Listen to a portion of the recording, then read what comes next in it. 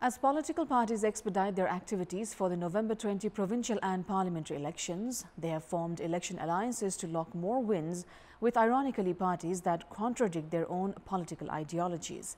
This has highlighted the drought of agenda-based politics, further depriving the public of a leadership for their desired transformations. Good morning, I'm Sapsanamma. Let's begin with the top stories of the hour.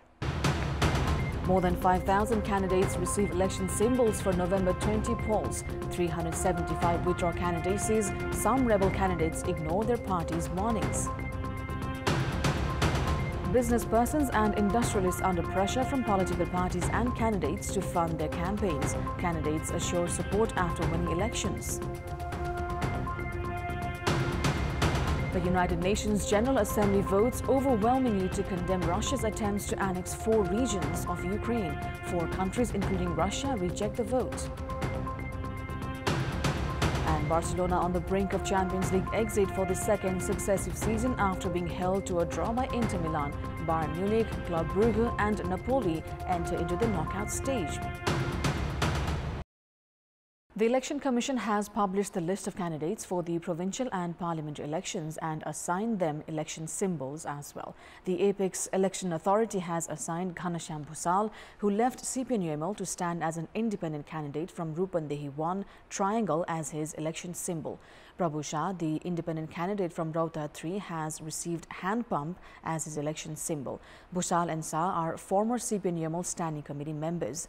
Central Nepali Congress member Dinesh Koirala, who had filed independent candidacy from Chitwan 3, has received fish as his election symbol, while another independent candidate, also of Chitwan 3, Jagannath Paudel, has been assigned sunflower. Independent candidate of Tanahu 1, Govindaraj Joshi, has been assigned scissor. Ganga Chaudhary of UML, who filed as an independent candidate in Dang 1, has been assigned stick. UML's rebel candidate in Kathmandu 7, Rambir Manandhar, has been assigned clock tower as his election symbol. Meanwhile, official candidates of political parties have been assigned their respective parties' election symbol. After being assigned their election symbols, the candidate will begin door-to-door campaigns starting today. However, they have been barred from holding assemblies. Parties and candidates have been permitted to organize assemblies only from 17 days before the election, which is the 4th of November. No promotion campaigns can be held in the 2 days of the silence period. Now, a few rebel candidates from mainstream parties have yet to withdraw their candidacies despite party warning of expulsion. CPN-UML has ensured the withdrawal of candidacies from those in Dadel-Dhura, Chitwan and Nawalparasi West. The party has instead extended support to Karna Malla of Nepali Congress, BP, in the electoral constituency of Prime Minister and Nepali Congress President Sherbahadu Dewa in Dadel-Dhura, and has supported rebel candidate of Nepali Congress Dinesh Koirala in Chitwan 3. Likewise, in Nawalparasi West 1, CPN-UML has withdrawn its candidacy to support Janata Pragatishil Party's Hridesh Tripathi against Binod Chaudhary of Nepali Congress. A total of 31 UML leaders and cadres have filed a group resignation to support Ghanashyam Bhusal, who is an independent candidate in Rupandehi 1. In Rukum West, Man Bahadur Nepali of Nepali Congress has withdrawn his candidacy to support Janardhan Sharma of CPN Maoist Centre. In Dhading 2, Nepali Congress's rebel candidate Ramesh Thamala has withdrawn his candidacy, while 10 candidates have withdrawn theirs in Morang. Madhavi Bhatta, who had stood as an independent candidate after Nepali Congress did not provide her a ticket, has decided to step back and support Maoist Centre Chair Pushpa Kamal Dahal in Gorkha 2.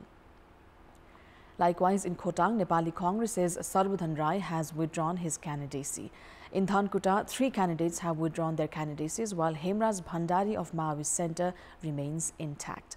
Rebel candidate of Maoist Centre Lokendra Dhami has extended support to UML's Ain Mahar in Bajhang. The ruling coalition have considered Mahindra Yadav their official candidate in Sarlahi 2. The constituency also has Rajendra Mahato of Loktantrik Samajwadi Party as a candidate. Unified Socialists has said 22 of the rebel candidates from the party have withdrawn their candidacies.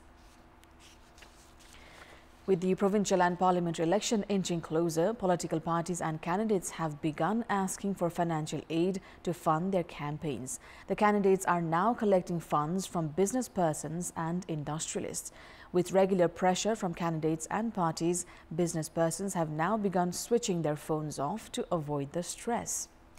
The business persons and industrialists who suffered massive losses because of the coronavirus pandemic are currently under pressure of paying interest to banks. In such a scenario, candidates for provincial and parliamentary elections have begun asking for financial support to fund their campaigns. In addition to financial pressure, the business persons and industrialists have also grown stressed with fear. While the business persons and industrialists have not made public their experiences, they have begun raising the issue in their umbrella organizations. They have said that they are not in a situation to provide financial support to the candidates. In the past, parties and candidates used to threaten business persons and industrialists to support them financially. The situation, however, has changed in recent time as the parties and candidates are now assuring of supporting those who helped them after winning elections. All this ultimately adds burden to the consumers. It's time now for our segment Public Pulse, where you text us with your opinion. The question is, what should be done to put an end to illegitimate ways of generating funds during elections? Your options are A. Follow code of conduct, B. Honesty from candidates, and C. Mandatory banking transactions. The voting is on. Type NEWS, select your option A, B or C and send it to 34001 to share your opinion with us. Now, the effects of election alliances have begun showing at the centre and the provincial levels as well. Janata Samajwadi Party, that maintained its partnership with the ruling coalition partners for more than 1 year, could not find a convincing share in the November 20 elections. As a result, the party left the coalition to find a more fitting alliance with main opposition CPNUML. This by default makes the party an opposition. However, the party still holds 3 ministerial portfolios at the centre who continue to serve in the positions. Prime Minister and President of Nepali Congress, Sherbahadur Deua, has yet to take any step to remove the leaders of the opposition from the government. Meanwhile, leaders of the ruling coalition are also in the Janata Samajwadi-led government in Madhya province. More than half of the 14 ministries are led by leaders of the ruling coalition parties. Leaders from Nepali Congress, Maoist Centre and Unified Socialists are yet to resign from the ministerial posts in Madhya province. Likewise, one of the ministries in Lumbini province is led by Janata Samajwadi Party leader. Political analysts call this trend of staying in the government despite parties parting ways from the partners in the government as unethical and undemocratic. Now, in our Public Voice segment, today we've asked people in several provinces what should be done. What should be the priorities, in fact, of candidates in their electoral constituencies? Let's take a look at what they had to say.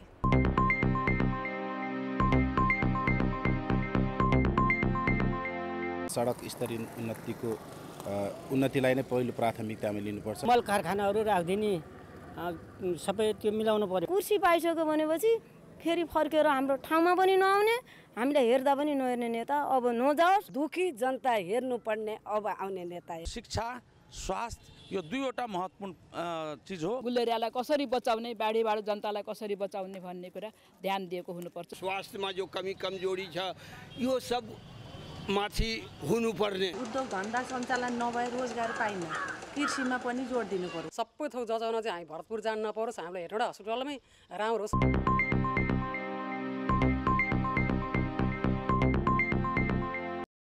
11 universities are in operation in the country under the federal government at the moment. Amid challenges in efficient management of existing universities, provincial governments are making preparations to establish their own universities. The Madhya province government has established 3 provincial universities. While Rajshri Jannat University is yet to operate in a managed way, the Madhya province government has established Madhya University and Agriculture and Technical University. Province 1 has instituted Manamohan Technical University, while Gandaki has established Gandaki Province University. Sudur Pashchim, Bagmati and Lumbini province governments are also in the final phase of establishing their own universities.